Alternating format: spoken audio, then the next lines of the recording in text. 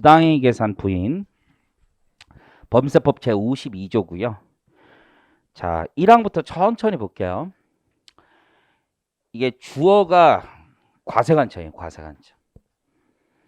이제 관할 지방국세청장 등은 내국법인의 행위 또는 소득금액 계산이 특수관계인과의 거래로 인하여, 그러니까 일단 당사자 요건에 특수관계인이 있는 거고요. 그 법인 소득에 대한 조세의 부담을 자, 동그라미 부당하게 감소시킨 것으로 인정된다. 부당하다는 게 제일 중요한 거예요. 이제 경제적 합리성을 잃었다는 거죠. 그러면 그 효과로서 그 법인의 각사면도 소득 금액을 계산한다. 다시 재구성해서 계산한다는 뜻으로 이해하시면 돼요. 자, 2항에 밑줄 긋습니다. 1항을 적용할 땐, 즉 부당하다고 적용될 때는 거기다만 밑줄 긋는데 1항을 적용할 때는, 그러니까 조문이 이렇게 되는 거예요. 부당하다고 생각이 될 때는 시가로 다시 계산한다는 건데요. 시가가 원칙은 법에 있는 거야. 법에. 그리고 시행령에 다시 언급하고 있는 건데요. 건전한 사회통념 및 상거래 관행과 특수관계인 아닌 자 간의 정상적인 거래에서 적용되거나 적용될 것으로 판단되는 가격을 시가로 한대요. 요건 암기를 하시는 거예요. 시가의 정의는 법에 있는 걸 암기하셔야 돼요. 법에 있는 걸. 제일 중요한 건 법에. 그럼 이 단어를 보고, 이 문장을 보고 생각이 드는 건, 원래 시가는 발견하는 거야. 발견. 내가 찾는 거야. 이 시가가 뭔지 발견하는 건데요. 다시 보면 가정법을 쓰고 있는 거지. 가정법. 이럴 것 같다. 건전한 사회통념이나 상거래 관행과 특수관계인 아닌 자들 간에 정상적인 거래에서 적용된 거나 적용될 것으로 판단되는 가격을 시가라고 하는 거야. 요거는 문장을 거의 통으로 외우셔야 돼. 이거 진짜 중요한 거야. 그러니까 어떤 시가에 대해서 얘기할 때, 구체적인 조항을 얘기할 때 얘부터 이제 쓰고 시작하는 게 좋아요. 일반적으로 얘부터. 이게 여러분들 영어로 arm's length price라고 혹시 들어본 적 있어요? arm's length라고? 구글로 나중에 전세 다 똑같은데 arm's length라고 그래. arm's length.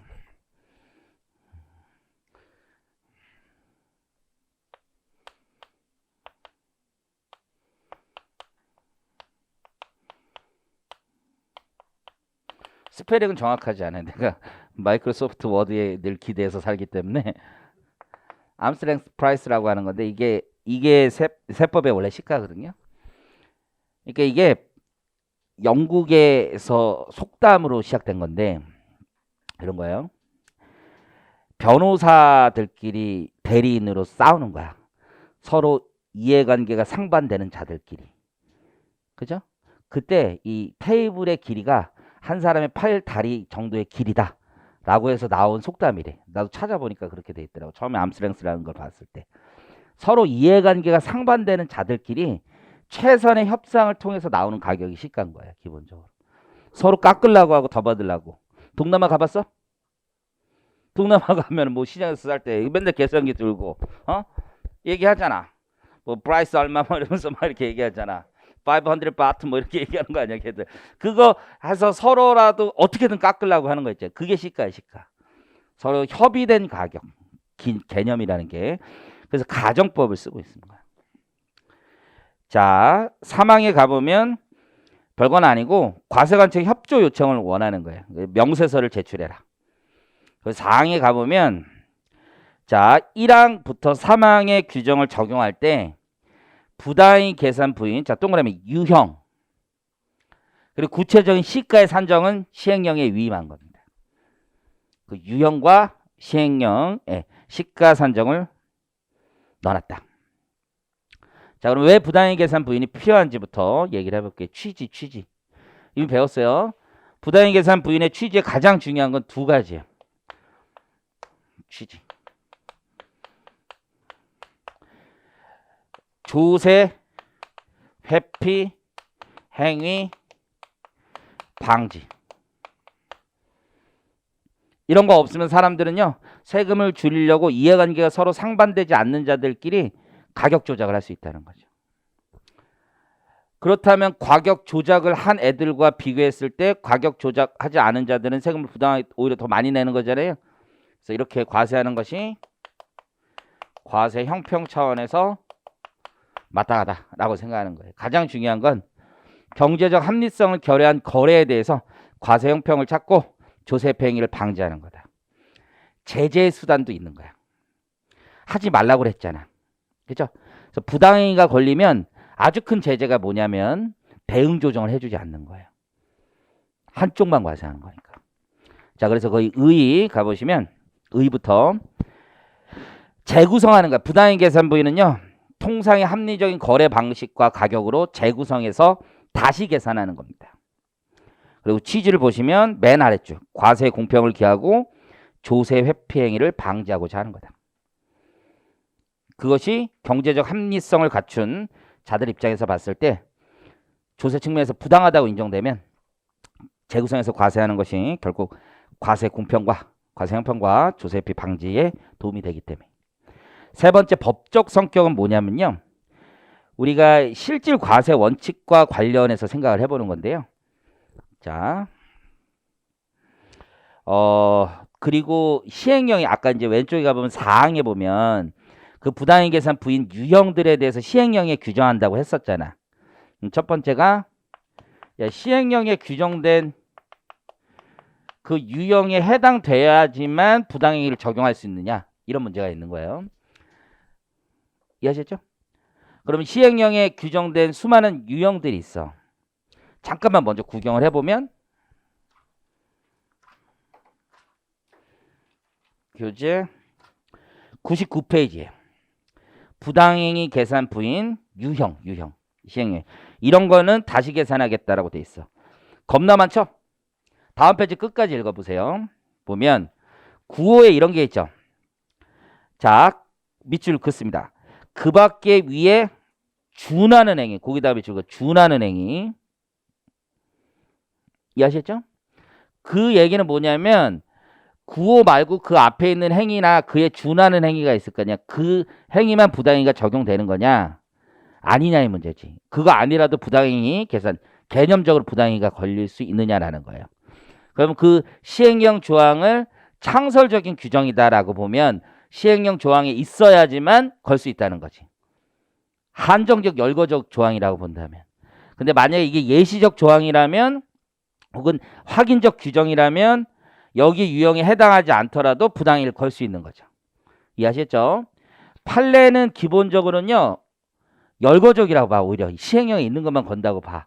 근데 요즘은 준하는 행위 있잖아. 이거 준하는 행위가 있으니까 유사한 행위 정도라면 적어도 과세할 수 있지 않느냐 정도를 보는 거야. 그러니까 우리가 소득세법에서 배웠던 유형별 포괄주의 정도라고 생각을 하시면 돼요. 자, 그래서 교재 91페이지에 와보시면 동그라미 1번에 창설적인 규정이다. 실질과세 원칙에 대해서는 뒤에 배운 다음에 이해하시면 돼. 그래서 판례는 보겠습니다. 두 번째 줄에 법인세법 시행령에서 규정하고 있는 부당행 계산 부인 유형에 해당하지 아니하거나 시행령 88조에서 정한 요건에 해당하지 않는 행위는 부당행위 계산 부인 규정 대상이 아니라는 입장이 기본적으로.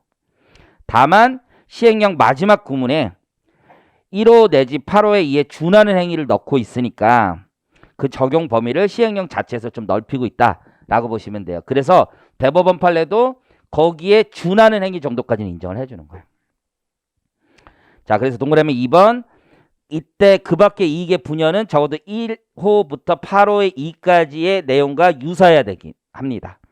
그래서 유사성이 인정되는 경우까지 기억을 하시면 되고, 자, 두 번째 구별되는 개념은 뭐냐면 가장행위입니다. 가장행위. 가장행위는 민사법으로 봐서도 법률 행위를 인정하지 못합니다. 그러니까 그 행위 자체가 없는 거야. 그 행위 자체. 그럼 그 행위를 무시하고 가면 되죠. 그럼 세법에서 부당행 계산 부위는 사실 뭐야? 그 사법상 행위 자체는 인정된데 세법상 소득 금액을 다시 계산할 땐 그 사법 행위가 없는 것으로 가정하고 재구성하는 거잖아요. 지금 이해하시겠죠? 그러니까 가장행위는 처음부터 그걸 인정할 필요가 없는 거지. 이해하시겠죠? 그러니까 세법이 적용될 여지도 없는 거야. 민사법상 원래 그런 행위는 없는 거니까. 그래서 가장행위와의 구별을 보시면 부당의 계산 부인은 사법상 유효한 거래 대상으로 하는 조세 회피 부인 규정입니다. 사법상 무효인 가장행위와는 그 성격이 다르다. 그래서 실무에 가면 이게 제일 어려운 것 중에 하나예요. 뭐냐면 이게 가장행위로서 논리를 풀어가야 되는지 아니면 사법상 유효한데 부당행위로 갈 건지 혹은 실질 과세 원칙으로 갈 건지 이런 문제가 있는 거예요. 이해하시겠어요? 자, 그러면 무슨 문제냐면 이런 건데요. 국기법을 배우면 더 명확해지는데 실질 과세 원칙이 있는데 이것도 궁극적으로는 재구성하는 거야. 특히 14조 3항을 보면은 다단계 거래의 경우에 직접 거래한 것으로 본다. 연속된 하나의 거래로 본다. 이렇게 돼 있다고. 그러면 이게 가장 넓은 개념이야. 가장 넓은 개념. 이해하셨죠? 그 안에 뭐가 있어? 부당행위가 있는 거야. 부당행위. 좀 더 구체적으로 간 거. 그 안에. 근데 얘하고 얘는요. 완전 이런 것도 아니야. 살짝 옆으로 가 있어. 정확히 보면. 자, 이거를 이해한다는 건 어차피 불가능해. 그냥 나 혼자 한번 떠들어 볼게요. 얘는 법률적 효력이 있는 게 아니야. 어떤 행위를 재구성하는 거야. 그러니까 실질과세 원칙 그 자체가 세법상 효력을 갖추는 건 아니야. 즉 실질과세 원칙이 적용된다고 해서 과세 요건이 바로 창출되는 게 아니야. 어떤 과세 요건의 부족한 부분을 메꾸는 거야. 이해하시겠어요? 근데 얘는 어떤 거냐면 이 자체로 과세 요건이 되는 거야. 의미 이해하셨어요?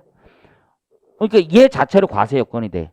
얘는 그 자체로 과세 요건이 아니라 교차증여 사건을 봐봐. 갑이 있고 을이 있는데 조카들한테 이렇게 했잖아. 이게 교차증여 사건이잖아. 그러면 증여라는 거 자체를 이렇게 구성을 해주는 거지. 이 실질과세 원칙이 적용돼서 증여가 된 게 아니라 원래 증여라는 게 있는데 이걸 재구성을 하다 보니 법률 효과는 여기 상속 증여세법에서 있는 거고 그 조문에 있어서 부족한 부분이 있을 거 아니에요. 그걸 메꿔주는 게 실질과세 원칙의 적용인 거예요. 근데 부당의 계산 부인은 처음부터 싸게 팔면 다시 재구성한다라고 법에 구성 요건이 과세 요건이 열거되어 있는 거야. 이해하시겠어요? 그게 좀 달라 이게. 실질 과세 원칙이 넓은 범위지만 얘는 5만 대 때만 대 다 갖다 붙일 수 있는 거야. 어디 갔어 오늘 실질 과세? 실질 과세 오늘 어디 갔어? 안 왔어? 어디 있어? 저 뒤에 있네. 어저께 저녁에 한 7시 반인가 가더라고. 그래서 내가 왜 일찍 가냐 했더니 내일 일찍 오기 위해서 일찍 간다고 했죠. 바로 뽀록 날걸. 어쨌든 간에 이게 느낌 아시는지 모르겠는데 부당행위는 법률에 싸게 팔면 과세하겠다 요건이 있어. 비싸게 팔면 과세하겠다 요건이 있다고요. 비싸게 사면. 그 자체가 과세 요건이 있는 거야. 근데 실질 과세 원칙은 어디에도 과세 요건이 아니야. 조문을 잘 봐. 실제로 간 놈에게 과세하겠다. 연속된 거래를 하나의 거래로 보겠다라고 돼 있는 거라고. 그러니까 그 자체는 과세 요건이 아니에요. 어떤 과세 요건의 부족한 부분을 흠결을 채우는 거지. 의미 이해하시겠어요? 그래서 과거에는 이런 생각이 있었던 거야. 실질 과세 원칙 함부로 적용하지 마라. 이게 법적 실질설이라고 하는데 아니 과세 요건도 없는데 실질 과세로 그냥 과세해버리는 건 지나치다라는 거지. 과세 요건 자체가 없는데 무조건 실질 과세로 하면 납세자의 법적 안정성이 어떻게 보장이 돼요? 안 된다라는 거야. 그렇기 때문에 법률에 별도로 실질 과세 원칙의 개념에 입각해서 만든 조항이 없으면 적용을 못하겠다는 생각이 되게 많았던 거야. 근데 점차 경제적 실질설이 들어오면서 이해하셨어요? 법률적으로는 명확하게 이게 경제적 실질서의 대표. 법률적으로는 예하태 증여한 거란 말이야. 법률적으로는 예하태 증여했지만 경제적으로는 예하태 증여한 것과 동일하니까 실질 과세 원칙을 적용하여 직접 증여한 것으로 보겠다라고 결론을 낸 거지. 이해하시겠어요? 부당의 계산 부인이라는 건 이런 거야. 그런 개념을 반영해서 처음부터 조문에 이러한 상황에는 얘가 직접 증여한 것을 보겠다. 이게 부당의 계산 부인이고. 의미 이해하시겠어요? 아예 처음부터 조문이 딱 있는 거야. 과세 요건이 확 정해진 거야. 자, 그런 측면에서 접근하시면 되고요.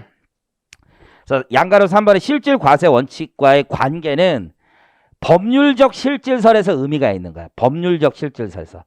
법률적 실질설에서는요. 법대로 민사상 자기들이 계약한 대로 세법을 적용해야지 경제적으로 그럴 만하다고 해서 적용하면 안 된다고 계속 강조를 하고 있어. 그래서 그쪽에서는 굳이 과세하고 싶으면 개별 조항이 있어야지만 과세할 수 있다. 이런 표현을 쓰고 있습니다. 그래서 거기 가보시면 우회 거래, 우회행위나 다단계 행위 등 경제적 합리성이 없는 거래 형식을 취하여 조세 회피 행위라고 비난을 받을 여지가 있는 경우에도 경제적 관찰 방법 또는 실질 과세 원칙에 의하여 당사자의 거래 행위를 법 형식에도 불구하고 조세 회피 행위라는 이유로 그 행위를 부인하고 싶으면 법조항이 있어야 된다는 거예요. 부당행위 계산 분야는 그 과세 요건을 맞춘 법조항이 있을 때 적용하지 함부로 실질 과세 원칙 적용하지 말라는 거야. 이게 법적 실질설의 관점입니다. 이건 아무래도 이제 과세원칙의 실질과세 원칙을 남용해서 막 과세하는 걸 방지하기 위해서 법원은 계속 그렇게 봤지만 요즘은 조세 회피 행위가 지나치게 고도화되고 있습니다. 사람들의 조세 회피 행위는 첨단 과학을 달리고 있어 지금. 너무너무 세, 너무너무. 그렇잖아요. 그거를 이제 좀 조정하려고 하는 거죠. 앞으로는 세금이 이제 개인적인 생각인데요. 영어도 좀 하시고 하는 게 좋을 거예요. 제 생각에는 토익 뭐 시험 붙고 나서 뭐 영어를 하든 중국어를 하든 뭐 하나 언어 하는 게 되게 좋을 거라 생각한 게 지금 세금을 뽑을 데가 별로 없어 사실. 추가적으로 뽑을 만한 데가 마땅치가 않아. 그래서 앞으로 더 발전될 분야는 부가세야, 부가세. 여기가 그나마 뽑기 이번엔 뭐 담배 얘기하다가 망신만 당하고 그런 얘기는 안 했어요. 안 했지만 어쨌든 뭐 소비세 이런 쪽이고 또 하나가 뭐냐면 디지털세야, 디지털세. 넷플릭스, 구글, 애플 이런 애들 세금을 어떻게 뽑아야 되는지에 대해서 굉장히 고민 많아. 그런데 그런 회사가 한두 개가 아니야 지금 전 세계에서. 그래서 이 디지털세로 아니 국가에서 인신난다고 걔네들이 제일 돈 많이 벌잖아. 그쪽 애들 빼오는 방법밖에 없어. 법인세 조세 경쟁이 너무 심해. 지금 세율을 더 낮추려고 하고 있다고. 근데 디지털세를 뭔가를 빼오거나 이런 게 없으면 안 돼. 근데 이런 디지털세나 모든 거래에 있어서 국제거래에 있어서 부당행위 계산 부인 이 컨셉이 제일 중요해. 여러분들 국조보면 이전 가격 세제라고 들어봤었죠? 그게 다 부당행위 계산, 국제 부당행위 계산 부인이야. 쉽게 얘기하면 그런 컨셉이 되게 중요해요. 이제 여러분들 재무제표도 좀 잘 보고 그런 것들이 세법 컨셉이 되게 중요할 거야. 이게 마크업, 그러니까 원가 대비 얼마를 마크업해서 하냐 뭐 이런 세상이 앞으로 올 거라고 난 믿거든요. 어쨌든 네 번째. 부당한이라는 표현이 과연 명확한 것이냐라는 문제예요. 왜냐하면 다시 조문을 가보면 1항이 이렇게 했잖아요. 조세 부담을 부당하게 감소시킨 것으로 이렇게 표현되어 있잖아요. 그럼 이것만 봐서 우리가 납세자가 법적으로 안정하냐 이거지. 예측 가능하냐 이거. 이거 내가 부당한 거야? 아닌 거야? 이게 되게 명확하지 않다는 거죠. 과세요건 명확주의에 위배되지 않느냐라는 비판이 늘 있습니다. 그렇지만 잘 생각해봐요. 그럼 이거 말고는 또 무슨 방법이 있냐? 항상 대체제를 생각해보는 거야. 이거 말고 다른 방법이 뭐가 있냐? 그렇잖아요. 그리고 시행령의 법 조문의 체계를 봤을 때 그 유형을 정해놓고 있잖아요. 심지어. 그럼 납세자 예측 가능성 어느 정도 보장돼 있는 거죠. 그죠? 그러니까 명확하지 않다라고 주장하기 어렵다는 거야. 세법 체계나 이론을 봤을 때 부당한이라는 말을 보고 야 이거 세금을 줄이려는 회피 의도가 있다 정도를 느낄 수는 있잖아. 그리고 또 구체적인 유형도 있는 거고. 이해하셨죠? 그래서 예견 가능하다. 넘겨봅니다. 자, 부당행위에 대한 적용 요건. 자, 거기 박스 별표 치시고요. 암기 부당행위 계산 부인 적용 요건. 나오면 항상 같이 나와요. 그냥. 다음에는 이런 식으로 물어볼 가능성이 있어서 내가 카테고리를 올해부터 책을 바꿨어. 당사자 요건, 객관적 요건, 결과적 요건. 왜냐면 요즘 조세법 논문들이 다 이런 식으로 써. 다 이런 식으로 써서 저도 바꿨고요. 물음은 조세법 논문에 있는 식으로 많이 내거든요. 그래서 바꾼 거고 첫 번째는 누구와 거래했냐. 그러니까 당사자 요건. 누구와 거래했느냐. 그래서 특수관계에 있는 자와의 거래해야 돼. 특수관계에 있는 자. 두 번째는 객관적 요건입니다. 객관적 요건이라는 건 제3자가 바라봤을 때 부당하다는 거야. 그래서 객관적이라 표현하는 거야. 제3자가 바라봤을 때 이상하다. 경제적 합리성을 갖춘 자가 봤을 때 경제적 합리성이 결여되어 있다 이렇게 보는 거죠. 마지막으로 그 결과 조세의 부당한 감소가 있어요. 부담 감소가 있어야 돼. 그래서 주관적 조세 회피 의사는 묻지 않는 거예요. 제3자가 봤을 때 이상하면 이상한 거예요. 저는 그런 마음 없었는데요. 필요 없다 이거야. 이해하시겠죠? 조세의 부당한 감소가 있다는 거. 부담을 감소시켰다. 다만 조세 부담 감소가 1원까지 쫓아나겠다라는 건 사적 자치를 지나치게 훼손할 수가 있기 때문에 중요성 기준을 가지고 있는 겁니다. 그래서 조세의 부담을 감소시켰더라도 시가의 5% 또는 그 차액이 3억 원 이내라면 인정되는 거죠. 혹은 자본거래 부당행위라면 30% 룰이 있을 거고요. 자, 그러면 당사자 요건부터 가보겠습니다. 자, 행위의 주체야. 누가 누구와 거래했느냐죠. 그럼 그 행위의 주체는 법인세 납세 의무가 있는 모든 법인입니다. 그렇기 때문에 비영리법인도 되는 거고요. 외국법인도 다 되는 겁니다. 그래서 법인세 납세 의무가 있는 모든 유형의 법인이다.